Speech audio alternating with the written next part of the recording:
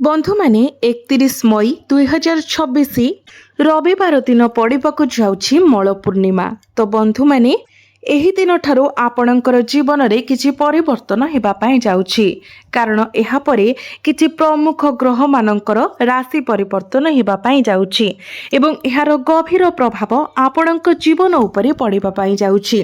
दीर्घ 12 वर्ष परे गुरु कर्कट राशि रे उच्चस्थ हेबा पई जाउछि, जहा 12टी जाक राशिर व्यक्ति विशेष मानक उपरे गभीर प्रभाव पकाइबाकु जाउछि। तो आजिरो एही भिडियो रे आमे माने कुंभ राशि विषय आलोचना करिबा। तो बंधु माने पूर्वरु गुरु आपणकर षष्ठ भावरे गोचर करुथिले, किंतु एही मल पूर्णिमा परे परे गुरु आपणकर सप्तम भावको गोचर करिबे एवं आपणकर जीवन रे एक बहुत बड़ परिवर्तन आनिबे। पूर्वरु गुरु खराब स्थिति रे थिले, षष्ठ भावटी को कुंडली रे भलो बोली माना जाई न थाए। षष्ठ भावटी होता है रोग ऋण एवं शत्रुर भाव। तो वर्तमान आपणकर शनि 7.5 मध्य चली, तेणु उभय दृष्टि आपण को अनेक समस्यार सम्मुखीन होगा पड़ूला, किंतु एही मल पूर्णिमा परे परे गुरुंकर राशि परिवर्तन हेबा सहित आउ 4टी ग्रह मध्य निजर राशि परिवर्तन करिवे।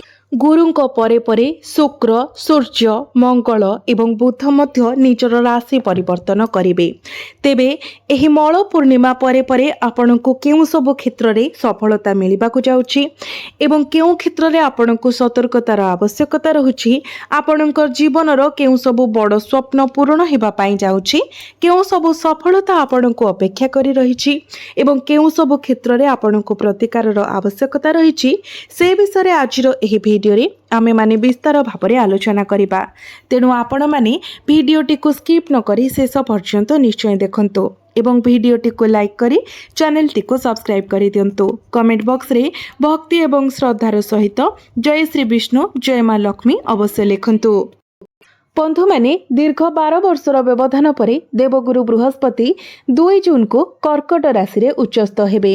आपणकर आगामी वर्षर समग्र गतिपथ को देवगुरु बृहस्पति मौलिक भाव परिणत करिवे। आपण अनुभव करिवे जे आपण जहा स्वप्न रे सुधा भाबी नथिले ताहा आपणकु मिलिबाकु जाउछि। एहा परे 8 जून को शुक्र मध्य कर्कट राशि को आसी जिवे। तापरे 15 जून को ग्रह मानकर राजा सूर्य एवं मिथुन राशि रे प्रवेश करिवे। एहा परे जून 21 को मंगल वृष राशि रे प्रवेश करिवे। तापरे जून 22 को बुध कर्कट राशि रे प्रवेश करिवे। तो देखिबा जदि तो जून मास आरंभରୁ जून मास शेष पर्यंत विभिन्न ग्रह मानकर गति रे परिवर्तन आसीबाकु जाउछि।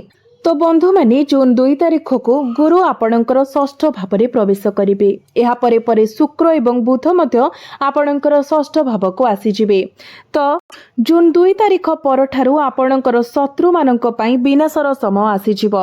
आपण आपणकर शत्रु मानक उपरे विजय हासिल करिवे, कारण दीर्घ 12 वर्ष परे गुरु शेषरे कर्कट राशि रे प्रवेश करिसेंती। आपणक पई षष्ठ भावटी जाकी रोग ऋण एवं शत्रु को नियंत्रण करे। तो जून 2 तारिख आपण देखिबे जे जो व्यक्ति माने आपणकर पछ पाखरे दीर्घ समय धरी षड्यंत्र करुछंती, ईर्षा पोषण करुछंती एवं सक्रिय भावरे आपणकु दुर्बल करिबा पई चेष्टा करुछंती, सेमाने एबे गुरुंकर प्रतिशोधर भयंकर शक्तिर सम्मुखीन हेबे। शुक्रंकर प्रभाव मध्य स्पष्ट हेबो एवं बुध मध्य अत्यंत सक्रिय देखा जाउछंती, जहा फଳରେ जो माने आपणक पई असुविधा सृष्टि करुछंती सेमाने स्वाभाविक भावरे निजे शांत होइचिबे। अन्य सप्तरे जो माने आपणकर पछपटे षड्यंत्र रचना करुछंती सेमाने जून 2026 रु आपणकु क्षति करबाकू संपूर्ण शक्तिहीन हेबे। खुशीर एक प्रकृत पर्व आपणकर द्वार रे पहुंचीबाकू जाउछि। आपण जदि दीर्घ दिन धरी कौनसी ऋण भार चापग्रस्त थिले, तेबे जून 2 तारिख परे जेतेबेले गुरु आपणकर षष्ठ भाव में प्रवेश करिवे तो आपणकु सेई ऋण परिशोध करिवार एक उत्कृष्ट सुजोग मिलिबो। ଏହା ବ୍ୟତୀତ ଯଦି କୌଣସି ଆଇନଗତ ବିବାଦ ବହୁତ ଦିନ ଧରି ଲାଗି ରହିଛି, ଯାହାକୁ ଆପଣ ସମାଧାନ କରିବା ପାଇଁ ଚେଷ୍ଟା କଲେ ମଧ୍ୟ ସମାଧାନ କରିପାରୁନଥିଲେ, ତେବେ ସେହି ଆଇନଗତ ଲଢ଼େଇ ଏବେ ଆପଣଙ୍କର ସପକ୍ଷରେ ଯିବ। ଆପଣଙ୍କର ବିଜୟ ସୁନିଶ୍ଚିତ, କାରଣ ବର୍ତ୍ତମାନ ଘଟୁଥିବା ଘଟଣାଗୁଡ଼ିକ ବିଗତ 12 ବର୍ଷର ହିସାବ ସମାଧାନ କରିବ। ଜୁନ୍ 2 ତାରିଖରେ ବୃହସ୍ପତି କର୍କଟ ରାଶିରେ ପ୍ରବେଶ କରିବା ମୁହୂର୍ତ୍ତରେ ଆପଣ ଗତ 12 ବର୍ଷ ଧରି ଅଟକି ରହିଥିବା ସମସ୍ତ କାର୍ଯ୍ୟରେ ବୃଦ୍ଧି ଦେଖିବେ। ଆପଣ ତୁରନ୍ତ ସେଥିରେ ଗତି ଦେଖିବେ। ତଥାପି ଆପଣଙ୍କୁ କିଛି ସତର୍କତା ପ୍ରତି ମଧ୍ୟ ଧ୍ୟାନ ଦେବାକୁ ପଡ଼ିବ। ଯେପରି ଆମେ ଆରମ୍ଭରେ ଉଲ୍ଲେଖ କରିଥିଲୁ, ଆପଣଙ୍କ ପକ୍ଷରୁ ଏକ ଛୋଟ ଭୁଲ ମଧ୍ୟ ସବୁକିଛି ବିପଦରେ ପକାଇପାରେ। ଏହାପରେ ଜୁନ୍ 15 ତାରିଖକୁ ସୂର୍ଯ୍ୟ ମିଥୁନ ରାଶିରେ ପ୍ରବେଶ କରିବା ସମୟରେ ଆପଣଙ୍କର ଜୀବନର ଦ୍ୱାରରେ ଠକ୍ ଠକ୍ କରିବାକୁ ଥିବା ଦ୍ୱିତୀୟ ପ୍ରମୁଖ ଘଟଣା ଘଟିବ। ସୂର୍ଯ୍ୟ ଯିଏ ବର୍ତ୍ତମାନ ଆପଣଙ୍କର ଚତୁର୍ଥ ଭାବରେ ଅଛନ୍ତି, ତ ଆପଣଙ୍କର ପଞ୍ଚମ ଭାବରେ ପ୍ରବେଶ କରିବେ ଏବଂ ସୂର୍ଯ୍ୟ ପଞ୍ଚମ ଭାବକୁ ଆସିବା ମାତ୍ରେ ଆପଣଙ୍କର ନିଷ୍ପତ୍ତିରେ ସଠିକତା ଆସିବ। ଯେଉଁମାନେ ଆପଣଙ୍କୁ ବାରମ୍ବାର ସମାଲୋଚନା କରୁଥିଲେ, ଦାବି କରୁଥିଲେ ଯେ ଆପଣ କିଛି ହାସଲ କରିପାରିବେ ନାହିଁ, ଆପଣଙ୍କର ପସନ୍ଦ ତ୍ରୁଟିପୂର୍ଣ୍ଣ ଥିଲା, ଆପଣଙ୍କର ଜୀବନ ଟ୍ରାକ୍ ବାହାରେ ଥିଲା କିମ୍ବା ଆପଣଙ୍କର ମାର୍ଗଦର୍ଶନ ଭୁଲ ଥିଲା, ସେମାନେ ଏବେ ଏକ ଜୋରଦାର ଜବାବ ପାଇବେ। ନିଶ୍ଚିତ ରୁହନ୍ତୁ, ଜୁନ୍ 15 ତାରିଖରେ ସୂର୍ଯ୍ୟ, ଯିଏକି ଗ୍ରହମାନଙ୍କର ରାଜା, ପଞ୍ଚମ ଭାବରେ ଶକ୍ତିର ସ୍ଥିତିରେ ପ୍ରବେଶ କରିବା ମାତ୍ରେ ଆପଣଙ୍କର ନିଷ୍ପତ୍ତି ଏବଂ ବିଚାର ସମ୍ପୂର୍ଣ୍ଣ ସିଦ୍ଧ ପ୍ରମାଣିତ ହେବ। ଆପଣଙ୍କ ମତରେ କନଫିଡେନ୍ସ ଲେଭେଲ ବଢ଼ିବ। ଯେଉଁମାନେ ଛାତ୍ରଛାତ୍ରୀ ଅଛନ୍ତି, ଶିକ୍ଷା କ୍ଷେତ୍ରରେ ସେମାନଙ୍କୁ ଅଭୂତପୂର୍ବ ସଫଳତା ମିଳିବ। କାରଣ ଗ୍ରହମାନଙ୍କର ରାଜା ଆପଣଙ୍କୁ କେବଳ ଅପାର ଆତ୍ମବିଶ୍ୱାସ ନୁହେଁ, ବରଂ ପ୍ରଚୁର ଜ୍ଞାନର ଭଣ୍ଡାର ପ୍ରଦାନ କରିବାକୁ ଯାଉଛନ୍ତି। ଏହା ବ୍ୟତୀତ ଆପଣ ଆପଣଙ୍କର ସନ୍ତାନ ସନ୍ତତିମାନଙ୍କ ବିଷୟରେ ମଧ୍ୟ ଭଲ ଖବର ପାଇବେ। ଆପଣଙ୍କର କ୍ୟାରିୟରରେ ମଧ୍ୟ ଆପଣ ଏକ ବହୁତ ବଡ଼ ପରିବର୍ତ୍ତନ ଦେଖିବାକୁ ପାଇବେ। ଜୁନ୍ 2ରୁ ଜୁନ୍ 15 ପର୍ଯ୍ୟନ୍ତ ସମୟ ଗୁରୁଙ୍କର ତତ୍ତ୍ୱାବଧାନରେ ଥିଲାବେଳେ ଜୁନ୍ 15 ତାରିଖରୁ ସୂର୍ଯ୍ୟ ଆପଣଙ୍କ ନିଷ୍ପତ୍ତିର ସଠିକତା ସୁନିଶ୍ଚିତ କରିବାର ଭୂମିକା ଗ୍ରହଣ କରିବେ। ଏବେ ଜୁନ୍ 21 ତାରିଖକୁ ମଙ୍ଗଳ ଆପଣଙ୍କର ଚତୁର୍ଥ ଭାବରେ ପ୍ରବେଶ କରିବା ମାତ୍ରେ ଯେମିତିକି ଆପଣଙ୍କର ଚତୁର୍ଥ ଭାବଟି ଆପଣଙ୍କର ଧନ, ସମ୍ପତ୍ତି, ଭୂମି ଏବଂ ସମସ୍ତ ପ୍ରକାରର ଭୌତିକ ସୁଖର ଭାବ ଅଟେ। ଆପଣଙ୍କର ମାଙ୍କର ଭାବ ଅଟେ। ତ ଜୁନ୍ 21 ତାରିଖ ପରେ ଏକ ପ୍ରକୃତ ଚମତ୍କାର ସ୍ପଷ୍ଟ ଭାବରେ ଦୃଶ୍ୟମାନ ହେବ। ଆପଣଙ୍କର ଜୀବନରେ ବହୁ ବର୍ଷ ଧରି ଅଦୃଶ୍ୟ ରହିଥିବା ଘଟଣାଗୁଡ଼ିକ ଏବେ ଶେଷରେ ପ୍ରକାଶ ପାଇବାକୁ ଯାଉଛି। ଆପଣ ଜମି, ଯାନବାହନ, ସମ୍ପତ୍ତି ସମ୍ବନ୍ଧୀୟ ବିଷୟଗୁଡ଼ିକ ଗୁରୁତ୍ୱପୂର୍ଣ୍ଣ ଗତି ପାଇବ। ଧରନ୍ତୁ ଆପଣ ଅନେକ ଦିନ ଧରି ଏକ ଘର ନିର୍ମାଣ କରିବାକୁ ଚିନ୍ତା କରୁଥିଲେ କିମ୍ବା ହୁଏତ ଏକ ନୂତନ କଳକାରଖାନା ପ୍ରତିଷ୍ଠା କରିବାକୁ ଯୋଜନା କରୁଥିଲେ କିମ୍ବା ହୁଏତ ଆପଣଙ୍କର ଘରର ନବୀକରଣ କରିବାକୁ ଚାହୁଁଥିଲେ, ତ ଏହି ସମୟ ଆପଣଙ୍କ ଭାଗ୍ୟ ପାଇଁ ଏକ ଖେଳ ପରିବର୍ତ୍ତନକାରୀ ହେବ। ଆପଣ ଆପଣଙ୍କର ବର୍ତ୍ତମାନର ବାସସ୍ଥାନକୁ ନବୀକରଣ କରିବା ପାଇଁ କିମ୍ବା ଏକ ନୂତନ ଘର ନିର୍ମାଣ କରିବା ପାଇଁ ଉତ୍କୃଷ୍ଟ ଡିଲ୍ ପାଇପାରନ୍ତି। ସଂକ୍ଷେପରେ ଜୁନ୍ 21ରୁ ଜୁନ୍ 30 ପର୍ଯ୍ୟନ୍ତ ସମୟ ଏବଂ ପ୍ରକୃତରେ ଏ ମାସର ସମ୍ପୂର୍ଣ୍ଣ ଶେଷ ମହାନ ଏବଂ ଅତୁଳନୀୟ ହେବାର ପ୍ରତିଶ୍ରୁତି ଦିଏ।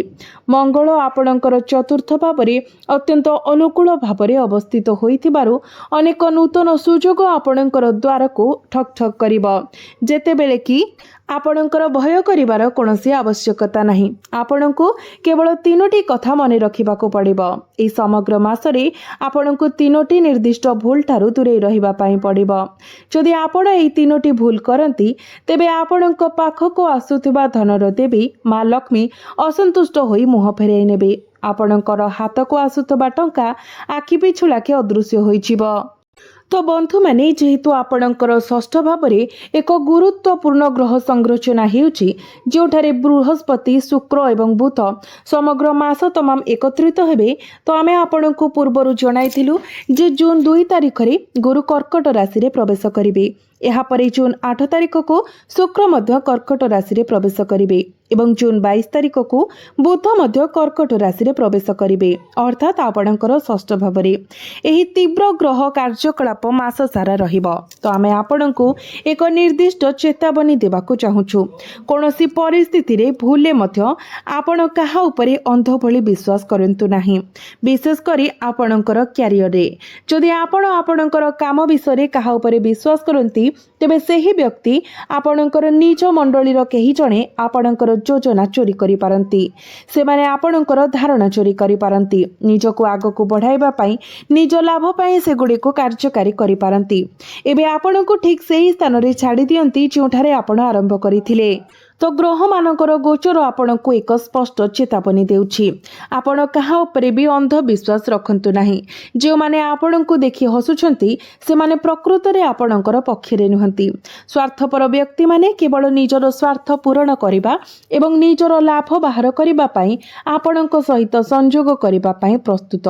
आपणकर स्वार्थ को सुरक्षा देबा पई आपणकर योजना एवं चिंताधारा गुडी को संपूर्ण गोपनीय रखंतु। कारण आपण एक अस्वीकार्य सत्य विषय भल भाव जानती। बहुत समय धरी आपणकर प्रकल्प गुड़िक असंपूर्ण रही। आपणकर योजना गुड़िक अटकी जाइछि एवं आपण करबाकू चाहुतबा किछि क्रय वास्तव में परिणत होई पारि नाही। कारण आपण से गुड़िक अकाल रे अन्य मानकू प्रकाश करिथिले। तथापि आपण वर्तमान सठिक परामर्श पाइछन्ति। एही मार्गदर्शन को सतर्कतार सहित पालन करंतु। आपणकर धारणा गुड़ी को गुप्त रखंतु। जदिओ संपृक्त व्यक्ति आपणकर निज रक्त संपर्कीय केबे भी काहा उपरे अंधविश्वास करिबार भूल करंतु नाही। मंगल देवता मानकर सेनापति आपणक पई जमी संपत्ति जानवाहन एवं एक नूतन घर संपर्क रे शुभ खबर आणुछन्ति। तथापि कार्य आरंभ करुथबा ग्रह मध्य एक प्रति क्रिया सृष्टि करे। तेणु मंगलक संपर्क रे अत्यंत सतर्कता अवलंबन करबा उचित। कारण एही भावटी आमर घरोई सुविधा संपत्ति एवं पारिवारिक जीवन को नियंत्रण करे। मंगल वर्तमान एही निर्दिष्ट क्षेत्र रे प्रवेश करबाकू जाउछन्ती। तो जून 21 रु आरंभ करी मासर बाकी समय पर्यंत आपण परिस्थिति रे हठात परिवर्तन देखिबे। परिस्थिति हठात खराब होई पारे। घरोई शांति हठात विपर्यस्त होई पारे एवं आपणक घरर परिवेश हठात चिंतार उत्स होई पारे। एई स्थिति मंगल अति सामान्य कथा पई मध्य घरोई परिवेश को अस्थिर करबाको प्रवृत्त हेबे। तेणु आपणक अत्यंत सतर्क रहिबाको पड़िबो। एवं एठारे आउ एक गुरुत्वपूर्ण सतर्कता अछि। परिवार मध्य शांति थिबा बेले ही जड़े व्यक्ति जीवन रे प्रकृत रे आश्वस्तिर निश्वास नहीं पारिबो। केवल सेतेबेले ही जड़े निज काम रे संपूर्ण मन दे ध्यान दे पारिबो एवं परिवार मध्य समृद्धि मूल धरिब। विपरीत भाव में जेतेबेले परिवार मध्य शांति न थाए से घरे समृद्धि किंबा सुख शांति रही पारे नाही। तेणु आपणक परिवार को एकता रखिबा पई चेष्टा करंतु।